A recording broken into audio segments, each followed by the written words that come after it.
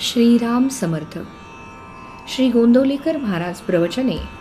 दिवस 92.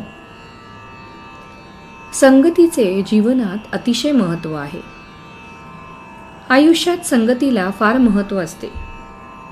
संगतीचा परिणाम विनासायास आणि बराचसा नकळत होत असतो. संत संगती लाभणे ही अत्यंत भाग्याची गोष्ट आहे. ती पूर्व पुण्याईमुळेच लाभते. ज्याच्याशी आपण संगत करावी त्याचे गुणधर्म आपल्याला येऊन चिकटतात हे आपण पाहतो. समजा काही लोकांनी इथे यायचे ठरवले. एकाने विचार केला की आपण पायीच जाऊ, दुसरा बैलगाडीने निघाला, तिसऱ्याने आगगाडीने प्रवास केला, तर चौथा मोटारने आला. सर्वजण जर एकाच ठिकाणाहून निघाले तर साहजिकच मोटारीने येणारा सर्वात लवकर पोचेल. म्हणजे ज्याच्याशी संगत केली त्या वाहनाचे गुणधर्म त्याला विनासायास लाभले. संगतीची दुसरी गंमत अशी की ज्याच्या संगतीत आपण जातो त्याच्या पुढे आपले कर्तृत्व लोप पावते. इथून पुष्कळ मुले शिक्षण घेऊन पुढे कुणी वकील झाले तर कुणी डॉक्टर झाले. परत इथे आल्यावर त्यांनी इथल्या मुलींशी लग्ने केली. त्या मुली फारशा शिकलेल्या नसतील, परंतु वकिलाशी लग्न केलेली वकिलीणबाई झाली, डॉक्टरशी लग्न केलेली डॉक्टरीण झाली. असे जर देहाच्या संगतीने सामान्य माणसाचेही गुणधर्म आपल्यात येतात तर सत्संगतीचा परिणाम किती होत असला पाहिजे. आपण तिकीट काढून गाडीत बसतो. आपल्या शेजारी कोण येऊन बसेल ते आपल्या हाती नसते.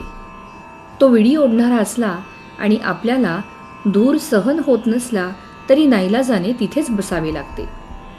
व्यसनी किंवा विषयी माणसाची संगत ही अशी तापदायक घातक असते. उलट सत्पुरुषाची संगत ही उत्तम लाभदायी ठरते. सत्संगतीपासून सद्वासना आणि सद्विचार प्राप्त होतात. एखादा साधू बैरागी असेल, झाडाखाली बसला असेल, तो स्वतः उपाशी असेल तर त्याच्याकडे येणारी मंडळीही उपाशी राहतील.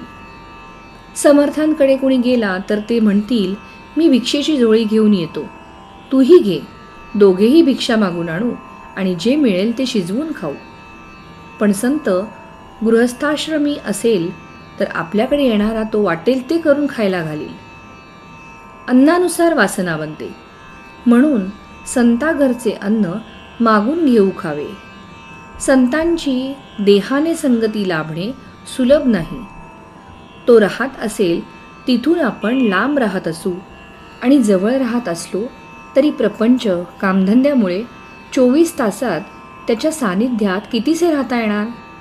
मग देहसंगतीचा लाभ कितीसा मिळेल. तेव्हा नामाची संगत हीच सर्वांना सदा सर्व काळ लाभण्यासारखी उत्तम सत्संगत होय. तात्पर्य: परमार्थ साधण्यास सत्संगती फारच उपयोगी पडते. श्रीराम समर्थ.